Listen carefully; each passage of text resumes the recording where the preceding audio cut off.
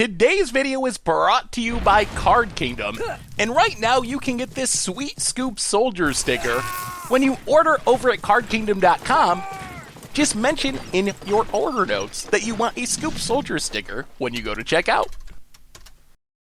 Hello everyone, it's Seth, probably better known as Saffron Olive, and we got a fun one today. We're jumping back to the earliest days of Magic, the first 4 or 5 years of Magic, and we're talking about the weirdest art to show up on Magic cards. If you weren't around in the early days of Magic, don't feel bad, most of us weren't, I wasn't either, but in the early days of Magic, the way that art was made for Magic cards was a little bit different. Today, there's art directors and art descriptions and all this stuff that goes into getting exactly the art that Wizards wants on a Magic card. Back in the early days of Magic, if you read some of the stories when Wizards was just this small startup, there's a lot of stories of like, hey, there was this person I knew that drew something I liked once. Why don't we ask them if they want to do Magic card art? The descriptions were not as intense as they were today.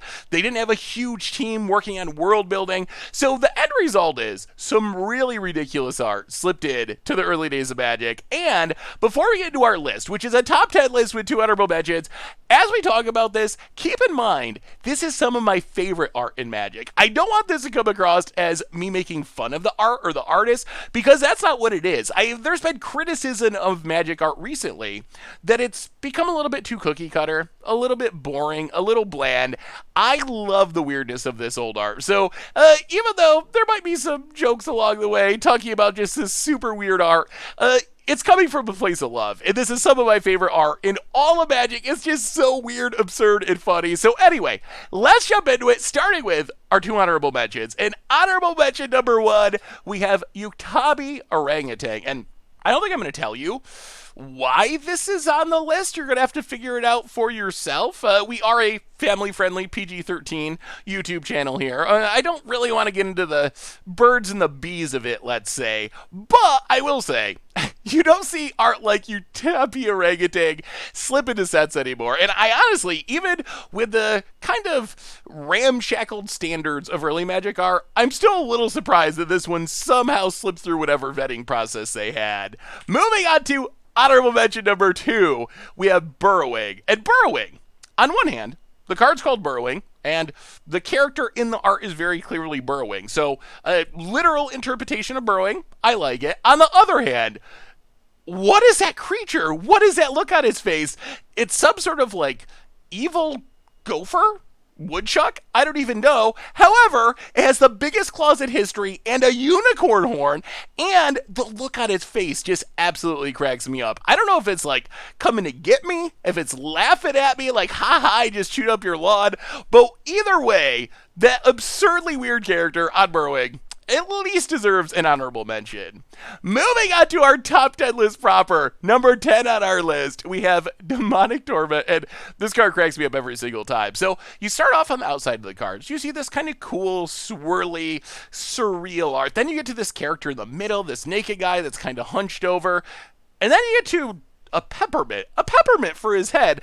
I imagine that the artist doing this card had a deadline from Wizards. They painted this really awesome piece. They got the guy, they got almost done. They got to the head. Then they realized painting faces is hard. Have you ever tried to draw a face? That is super hard. I definitely can't do it. And deadline is closing in. The artist's like, what am I going to do? Like, this face just isn't working out. This is too difficult. I know. I got the solution. Peppermint for a head, put the peppermint out there, send it into Wizards. Wizards like, yes, that is exactly Demonic Torment, approved, rubber stamped, and now it's on our top 10 list 25 years later. So Demonic Torment, number 10 on our list. Number 9 on our list, we have Updraft, and sometimes the weirdness of the art has to do with the card and its name and its abilities. So Updraft, it's got a tiger. Okay, tiger on a Magic card. That's fine. It's not a bad-looking tiger. It's kind of jumping, I guess, pouncing as tigers will do.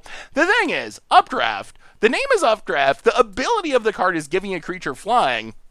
you're going to have a hard time selling me that the updraft is so intense, it is literally making a tiger fly. Like, that seems like a stretch. Maybe if the card was called Jump or something, maybe if it didn't give the creature flying, but a tiger jumping is just a really weird image on a card that gives a creature flying. And in the early days of Magic, this happened a lot. There's creatures that, like, obviously have wings that can't fly for some reason. And then there's cards like Updraft, which give flying, that have art that has characters that obviously can't fly. But that weirdness all around brings it into number 9 on our list. Moving on to number 8 on our list, we have a personal favorite of mine, Glacial Wall. So Glacial Wall, here's how I envision this one going down. Wizard was like, hey, we need art for Glacial Wall. The artist's like, all right, I'll draw this sweet Game of Thrones-esque ice wall.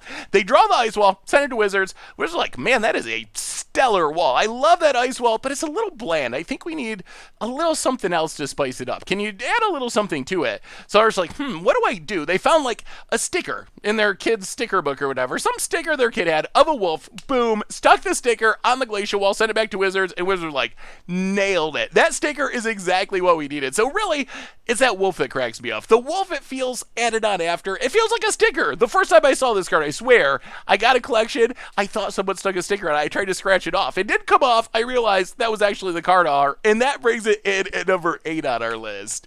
Moving on to number 7 on our list, we have Word of Command, which is a pretty well-known weird card art.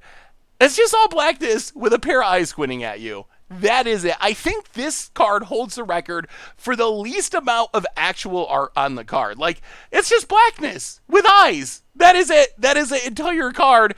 Definitely weird and surreal. A little bit creepy with those eyes staring back at you. Who knows what's going on in that scene? But certainly, by far, one of the weirder cards we've ever seen in Magic.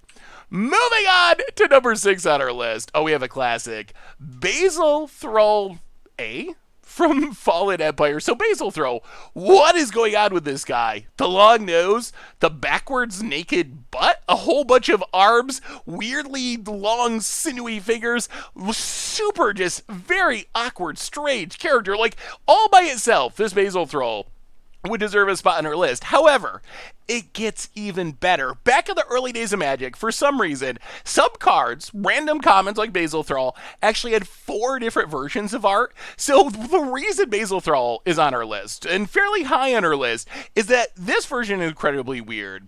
But there's another version that is equally as weird, but completely different. You wouldn't even know it's the same character.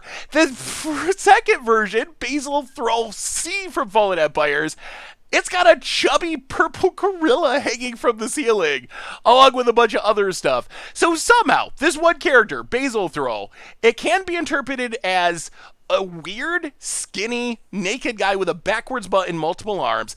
It can also be, somehow, a purple gorilla, a chubby purple gorilla, hanging from the ceiling. What in the world is a Basil Thrall? I have no idea. This has not helped me figure out anything about what Basil Thrall is. I have absolutely no idea. But the fact that Basil Thrall has not one but 2 incredibly weird versions brings it in at number 6 on our list. Moving on to number 5 on our list, we have Stasis. So Stasis, probably the most iconic card on our list. Stasis, though, even though it's iconic, I think it's partly iconic because it's so weird. I have no idea what this art's supposed to represent. It is incredibly abstract, maybe a little bit like innocent, childlike, naive. I don't even know. So you have like a scale and a paint palette, and then some sort of clown and a moon and some sort of blindfolded, I don't know, free throw shooting wolf character. It looks like they're playing basketball, sort of. I don't even know. But just the weirdness of it. The fact that no one knows what is actually going on Stasis, and even less how this relates to what Stasis is actually doing, and its abilities of keeping people tapped out, brings it in at number 5 on our list. Moving on to number 4 on our list, we have Wall of Wonder. And Wall of Wonder, the art on this is actually really beautiful. I love the colors and the contrast of like kind of the light and dark background with this big burst of colors in the middle. However, it's also very strange. Like if someone said, draw Wall of Wonder, the first place the artist went apparently is floating eyeballs, the stuffy Dow rack character floating up at the top, a weird jack-in-the-box, flying carpet. It's just like a smorgasbord of strange things. I don't even know how it actually forms a wall. Like, is that butterfly actually keeping people out? Is that actually stopping anything from getting through it? Or that flying carpet? Or the stuffy Dow rack Dow character? I don't even know. So while I think the art is really beautiful, it's definitely super, super weird. Weird enough to come in at number 4 on our list. Moving on to number 3 on our list, we have Presence of the Master, which is weird for an entirely different reason. Presence of the Master, it's a real person. It's Albert Einstein on a Magic card.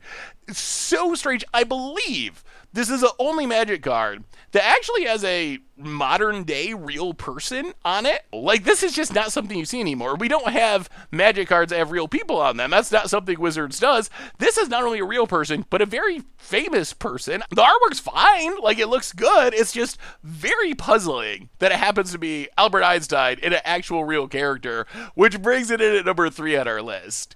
Moving on to number 2 on our list. Oh, this is a good one. Even Praetor. This is like some Donnie Darko nightmare stuff going on here. You got this bunny. That's I think the Donnie Darko part. So you got the bunny. You have, I don't even know, a couple of other demonic looking characters, this weird long-faced priest thing in the dark hat. Are they in hell? What is going on? Some sort of ritual? I don't even know. It is just very strange. And the part that gets me is the bunny. Like, why is there a bunny? I would, if everything else was there and there was no bunny rabbit and it was just these like kind of like demonic characters, okay, whatever. Like, I don't think that would even deserve a place on our top 10 list. But the fact that there's just like the Easter bunny chilling wherever this is, doing whatever they're doing, brings Even Praetor in at number 2 on our list.